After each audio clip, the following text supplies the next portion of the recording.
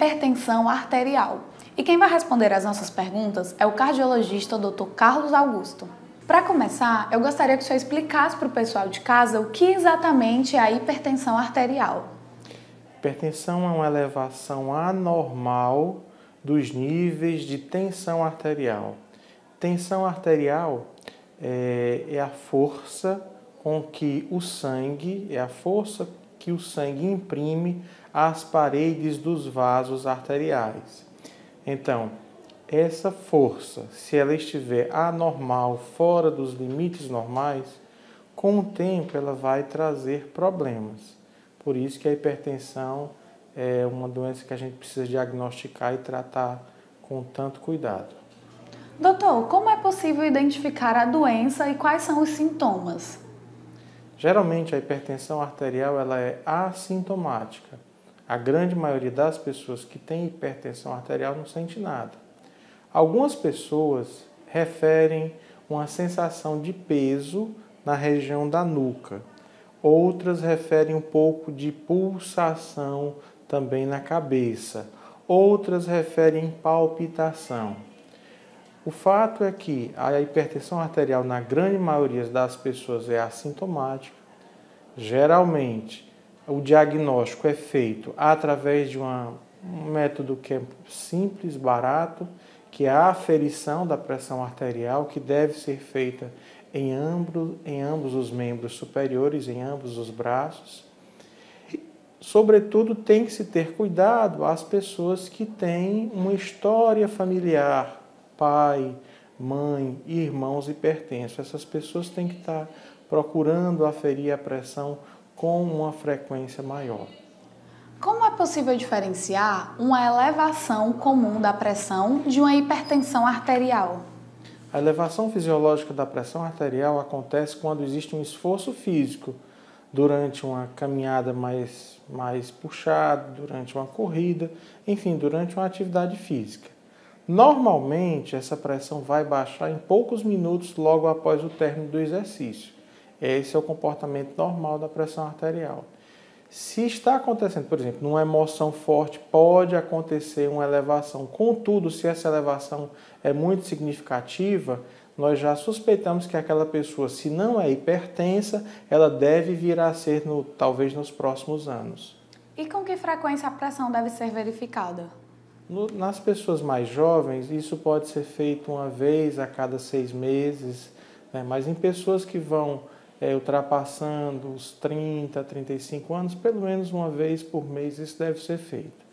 E assim, também naquilo que eu falei, se existe um antecedente familiar, sobretudo, pai, mãe, irmãos hipertensos, então nós precisamos aferir essa pressão com uma frequência maior. Existe algum cuidado que deve ser tomado na hora da aferição da pressão? Existe sim. Primeiro, as pernas não devem estar cruzadas. A pessoa, o paciente que vai aferir a pressão também não deve estar com vontade de ir ao banheiro para fazer xixi, para urinar. A bexiga cheia, muito cheia, também vai fazer com que a pressão se eleve. Ter fumado pelo menos meia hora antes, 1 hora antes, vai fazer com que a pressão possa subir. Tomar café também meia hora, 1 hora antes da aferição, vai fazer a pressão subir. Estar falando na hora da aferição vai fazer a pressão subir. Estar inadequadamente sentado, com a postura inadequada, também vai fazer. A questão do aparelho que vai verificar a pressão tem que ser adequado para o tamanho do braço, né? Existe um tamanho que é universal, mas, por exemplo, pessoas que têm um braço muito forte, uma pessoa que é mais gordinha, ou então um atleta que tem um braço muito musculoso, vai precisar de um manguito maior. Assim como criança, ou então a pessoa que é muito magrinha, que tem um bracinho mais fino, também vai precisar de um manguito mais específico, senão vai se achar que a pressão dele é mais alta. Então, existem alguns cuidados de técnica, né? O braço normalmente tem que estar com o cotovelo apoiado à mesa, de preferência mais ou menos à altura do coração. A mão, existe uma posição em que a mão vai estar voltada para cima, mas não completamente, relaxado, né? E é como eu falei, usualmente se recomenda que se verifique a pressão em ambos os braços, considerando-se a pressão maior, a pressão que está mais alta. O valor que está mais alto é que é a considerada. Em relação ao tratamento, como esse tratamento funciona e ele tem algum efeito colateral? O tratamento da hipertensão arterial tem dois grandes pilares, né? Primeiro de tudo é o tratamento não farmacológico. Esse tratamento não farmacológico, que deve continuar mesmo quando se inicia a medicação, constitui-se de um programa de atividades físicas regulares e de uma mudança na alimentação, uma correção na alimentação voltada para a hipertensão arterial. Existe uma dieta chamada DASH, D-A-S-H, que foi um trabalho muito conhecido em que se fez uma atitude de mudança de dieta em pessoas hipertensas e se observou que se podia baixar até 15, 20% da pressão arterial só com essa mudança. Constitui-se de carnes preferencialmente brancas, sem gordura, não fritas, né? Essas carne vermelha, usualmente no máximo 2 refeições de carne vermelha por semana, muitas frutas frescas, se possível no mínimo 5 frutas frescas por dia, pode ser uma laranja, uma banana, uma pera, uma maçã, e sucos, um suco corresponde a uma porção de fruta. Se trocar os cereais comuns por cereais integrais, pão integral, macarrão integral, arroz integral, azeite de oliva, e lembrar que precisa reduzir o sal da alimentação. Os índios Yanomami são índios primitivos aqui do Brasil, que são estudados por existem pesquisadores americanos que vêm fazer trabalhos e investigações com as criancinhas Yanomami, porque até nas crianças Yanomami, a pressão é mais baixa do que a pressão da criança americana. Porque eles não utilizam sal na alimentação. Então, o sal tem um fator fundamental, o excesso de sal, o sal que existe nos conservantes dos alimentos, o sal, mesmo os refrigerantes, mesmo os enlatados, os embutidos, tudo leva sal. Então, tudo isso vai fazer com que a nossa pressão arterial se eleve. Então, ter muito cuidado com o sal, ter cuidado com o shoyu, ter cuidado com os enlatados, com o palmito, com a alcaparra, tudo isso você tem que comer com moderação, porque isso tudo tem muito sal. A bebida alcoólica, tem que se lembrar que quem está com a pressão arterial descontrolada não pode beber. Não pode beber.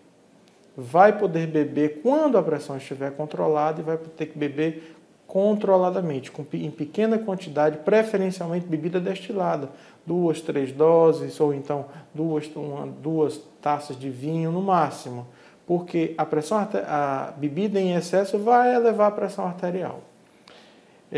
E a atividade física regular, pelo menos 30 minutos de caminhada diária, 5 vezes na semana.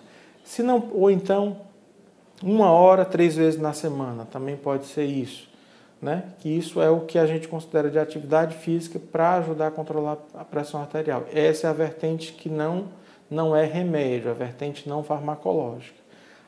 Se você, depois de um determinado tempo, no mínimo 3, 6 meses de observação, se o paciente foi capaz de ter uma adesão a essas medidas, à dieta, à atividade física, e não obteve o sucesso adequado no tratamento, a gente vai ter que iniciar a medicação. Ou, se o paciente já se apresentou com um nível de pressão muito elevado logo já no começo do diagnóstico. Então, vai se utilizar a medicação. Atualmente, nós temos uma gama vastíssima de medicações antihipertensivas muito eficazes e que tem uma característica muito interessante. Com o tempo, as medicações foram se tornando mais seguras e não trazendo quase pouco ou nenhum efeito colateral. Isso é uma coisa muito interessante. Então, sobretudo para os homens que têm medo ou existe aquele mito de que o remédio antihipertensivo vai deixá-lo impotente, isso não é verdade.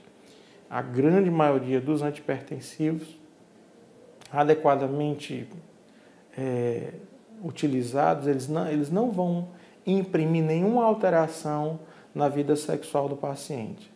Ele precisa lembrar que muitas vezes ele vai fugir do tratamento porque ele tem medo disso, mas se ele não se tratar, é a própria hipertensão arterial que, ao longo do tempo, vai deixá-lo impotente, porque vai danificar os vasos sanguíneos que são responsáveis pela ereção, pela capacidade de manter vida sexual do homem.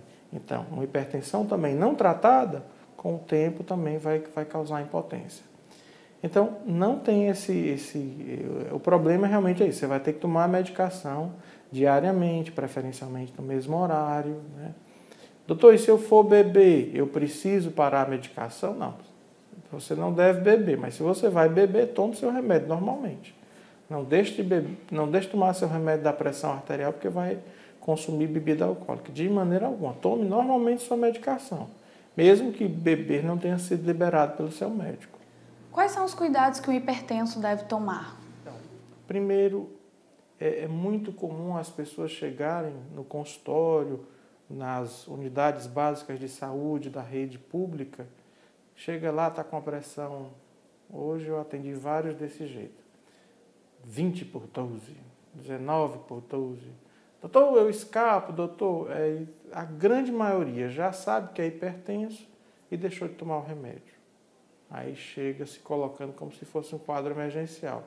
Na verdade, não é. Segundo, existe um mito de que a pressão muito elevada naquele momento precisa ser baixada, tem que tomar um remédio para baixar a pressão naquele momento. Isso também não é verdade. Não existe nenhum trabalho sério, trabalho científico, que justifique você baixar uma pressão arterial que cronicamente está elevada, rápido, no mesmo dia, em questão de horas até. E mesmo picos que acontecem esporadicamente, a pessoa é hipertensa, um belo dia está lá com 18, 19 por 12, essas pessoas também, tenho que ir para o hospital, a não ser que você esteja tendo um acidente vascular cerebral, que isso seja documentado, ou que você esteja tendo um infarto, ou você esteja tendo uma ruptura da aorta, ou alguma outra situação em que existe um risco para um órgão seu claro, não existe benefício documentado de você baixar aquela pressão. E todo mundo corre para as emergências para tomar captopril debaixo da língua, que captopril dentro debaixo da língua não é absorvido. Capotem debaixo da língua. Não adianta, porque ele não é absorvido debaixo da língua. Ele é absorvido quando ele é deglutido. Porque tem que baixar, porque não é assim. Você precisa ver qual é a causa, por que sua pressão subiu naquele momento. Se você não ingeriu sal a mais, se você não está estressado, está chateado, teve alguma contrariedade que fez com que sua pressão subisse. Porque se você estiver chateado, foi por algo de natureza emocional, então, não é um remédio da pressão que você vai tomar. Você tem que tomar um relaxante, um ansiolítico. Se você comeu sal a mais, o remédio tem que ser um diurético para tirar o excesso de sal que está no seu corpo. Então, tem que se pensar dessa forma e não se rotular de que chegou na emergência, está com a pressão alta, tem que baixar rapidamente. Não é bem assim. Você pode até estar trazendo um malefício em baixar essa pressão muito rápido, porque você pode fazer com que aquele cérebro que está acostumado a uma pressão muito alta, se você baixa de uma vez, aí sim, aí você pode ter um AVC, pode ter algum outro problema. Então, precisa que a gente tenha esse tipo de comportamento. Então, esse tipo de postura. Segundo, não largue sua medicação, não deixe faltar. Quando estiver acabando, procure adquirir logo. Seja hoje o governo fez uma mudança muito grande na questão do tratamento do diabetes, da hipertensão. Existe uma gama de medicações, até contraceptivo hoje é fornecido gratuitamente nas farmácias de rede privada. Basta que tenha uma prescrição médica adequada, com direitinho você recebe sua medicação. Então, é uma questão de reeducação, entender-se como hipertenso, entender-se que tem uma doença, mas que essa doença pode ser tratada e não é muito difícil de ser tratada. Dr. Carlos, muito obrigada.